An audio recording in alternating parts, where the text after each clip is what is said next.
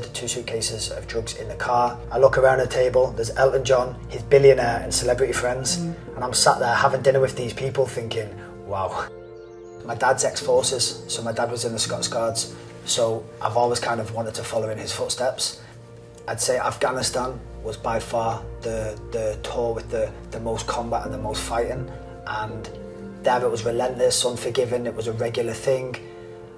At first, I always say, you do all your training, it prepares you for these situations, and then as soon as the rounds are coming in flying in and around your head, that's when your training takes over. Nothing prepares you for that feeling. But in Afghanistan, it was a daily thing, the fight. I understand when I came back, I was at a crossroads. I had a girlfriend at the time that helped influence my decision.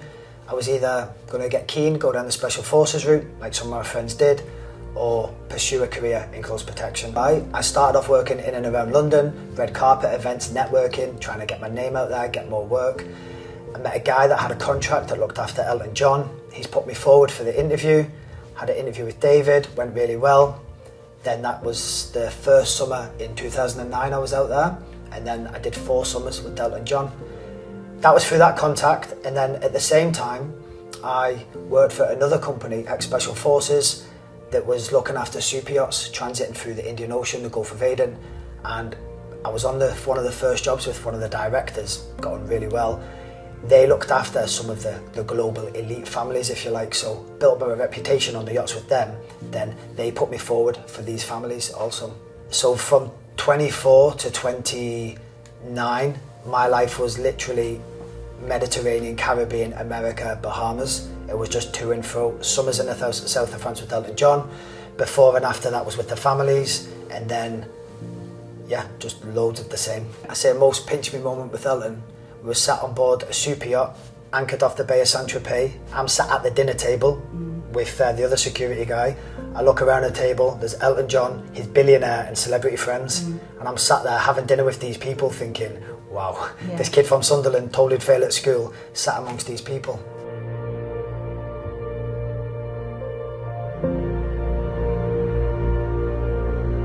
So at the end of Ibiza, my apartment was burgled. I had my laptop, my Rolex, my iPad, the money I had to come back home was stolen. So I've come back from Ibiza now, I've got no money, I'm broken, and I'm still taking drugs. So I've still got a bad habit. I was asked to do a one-off driving job, collect a shipment of drugs. My mindset at this stage was so far removed from what it once was. I was just making bad decisions after bad decisions. My perception, my judgment, everything was off. I've agreed to do it. I've gone through with the drive, and I've walked into a full-blown surveillance operation. I was arrested, 2 suitcases of drugs in the car, put into the cells. That moment still lives with me to this day if I ever see blue lights in my rearview mirror, because it reminds me of the time where I knew I'd completely messed my life up. Originally when I got the 10, it felt like forever, it felt like a lifetime. It was hard to see a way to come back. It meant I'd have to do 5 years inside and 5 years on licence out in the community. So I came out, 34 years old, £40 to my name, had all the stigma attached to me from prison and from drugs. My reputation was kind of tarnished from what had happened to me. I knew it was going to be difficult trying to go for work. I was still on licence with probation, but I did come out with more determination than ever to prove that I would come back from this no matter what. Started working in the gym had just opened. Never took classes, never took clients before, fully out of my comfort zone, had the fear of failure. But once the gym opened, I always said my first class had 5 people. Within 6 months, that class has gone back to back, sold out numbers. All my classes are sold out with waiting lists, and I was back to back with clients all day.